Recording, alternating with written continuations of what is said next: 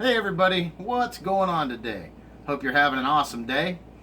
We are here to talk about 5 more things that are really important for beginning guitar players. And it doesn't matter if you've just been playing for 5 minutes or you've been playing for 15 years. It doesn't really matter. The things we're going to talk about are going to help you. Trust me, I know. I wasted lots of years just playing. And although that does help, it doesn't help as much as practicing, trust me. Anyway, let's get right into it because I don't want to waste all your time when you could be practicing your guitar. Haha! Anyway, here we go. The first thing I want to talk about is having a practice routine. Now, it doesn't matter if you set aside an hour a day to practice, an hour a week, or twice a month. It just doesn't matter. That time that you have, make sure you're using it wisely. Focus on what you're currently learning, Say if you have 30 minutes to practice on Thursdays, take 10 of those minutes, or whatever, however you want to break it up. Take a section of that time and devote it, if you're learning scales, learn that to playing those scales. For instance, here's a metronome at 120 beats per minute. They're all over YouTube. Look them up, they're all over. And you can just run through scales,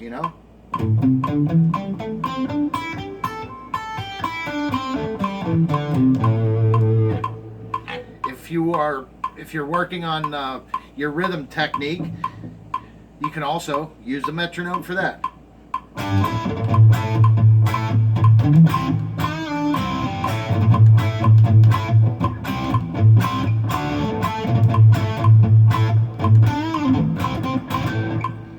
You get the point. Just make sure you set enough time aside to run through what you're working on and work at it. With a metronome, it's a good practice to increase the BPM, the beats per minute, every chance that you can. You find yourself bored where you're, da, da, da, da, da. Increase the beats per minute so you're doing it faster. That will help you, trust me. It helps you learn what you're playing. It helps your finger dexterity, helps your picking technique, finger strength, coordination, hand and eye coordination. It helps, trust me. The second thing I want to talk about is using your pinky. Now, for years and years and years, I didn't use my pinky, and there are great guitar players out there that don't, but trust me, you want to use your pinky. Now, there's several exercises. Scales is a good one because you always want to put your pinky on the fretboard. Use it as often as you can, for chords. Get some volume.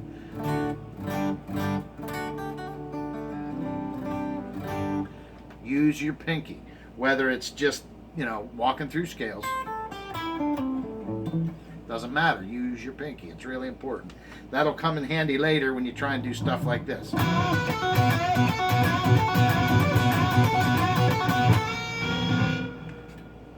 It will help, trust me. The next thing I want to talk about is having a goal in mind. If you just, if you find yourself, and this will happen throughout your guitar playing journey, you'll find yourself hitting plateaus where, geez, I just haven't learned anything new lately, or I just feel like I'm stuck. You're going to feel that, trust me. And the best way to get out of that is to have a goal in mind. If you want to work on playing guitar solos, learn a new scale, learn a new pattern, learn a new lick, learn something new that breaks you out of your typical box that you're stuck in. If you want to cancel what not necessarily, let me start over. I should practice talking on these videos, huh? If you want to expand your knowledge, work towards it. Now, don't set unrealistic goals. Don't think you're going to jump on after 6 weeks and learn a Randy Rhoads solo. It's not going to happen. And if it does, email me. I want to take lessons from you. But just have a goal in mind. If you want to work on alternate picking, I mean, where you're picking both directions, like this. Or you want to work on your down picking. Focus on what you're working on. That way you have a goal in mind, and you will get better. Give yourself time.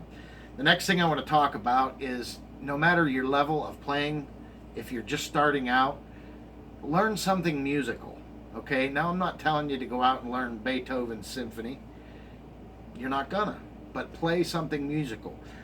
If you're learning chords and you know 3 chords, play those 3 chords that sound like music. If you know the G chord, the D chord, and the C chord, play Knocking on Heaven's Door.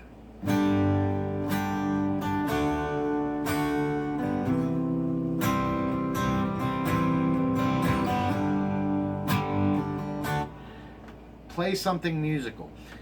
If you're learning rock music and you just don't really know any songs yet because you've just started, learn something like Smoke on the Water.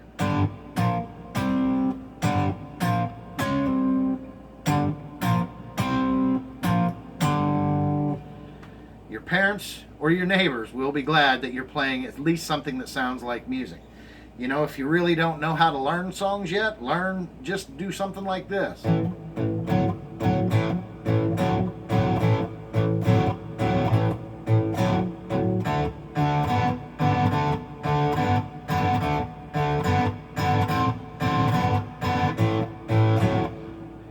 All those things sound musical, and it will keep you thinking musical instead of just running through a bunch of notes that's really not making music.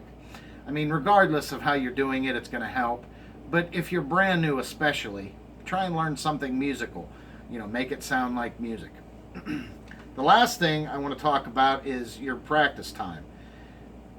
I touched on this earlier, but I want to go more in depth. If you have a half an hour twice a week to practice, make sure you're using that half hour properly. Make sure you're splitting it up into learning your current exercises, your scales, what have you. Spend a good amount of time doing that.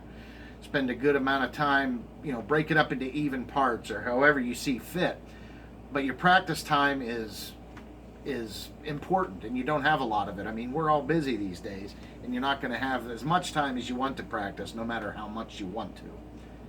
And if you're just, playing the same songs all the time that you already know, that's really not going to help you. You're going to get really good at playing those few songs, but you're not really learning anything. So take your practice time and break it up in, use one for what you're learning, part of it for what you're learning, part of it for what you want to work on, and part of it for, whatever. Just whatever you want to do, just make sure you're not sitting down playing your guitar. Now, I'm not telling you that grabbing your guitar and sitting in front of the television and noodling during commercials isn't helpful, because it does. Anytime your hands are on the neck, it's helpful. It helps. But if you really want to gain ground, you need to have a practice routine. You need to learn how to use your pinky. Start from the beginning with the pinky if you can. I didn't use mine for probably 10 years, and it really caught up to me. I got to the point where, geez, I want to play some lead, and I can't because I don't use my pinky. It was a handicap for sure, and I really had to work myself to get out of it.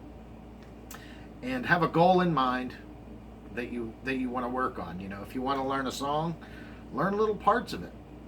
Learn what key it's in. Learn anything you can about it. And make sure you're learning something that you like. If you want to play rock guitar, learning Mary Had a Little Lamb, that's going to help you a little, but it's not going to be as helpful as learning like Smoke on the Water, for instance, or any other rock song. Learn what you like. That's important because it gives you some satisfaction. You know what I mean? Not the Mick Jagger kind. Jeez. Some satisfaction that you're getting somewhere when playing guitar. But anyway, guys, that's it. I don't want to take all your time up. Go practice. Thanks for watching. Have a good day.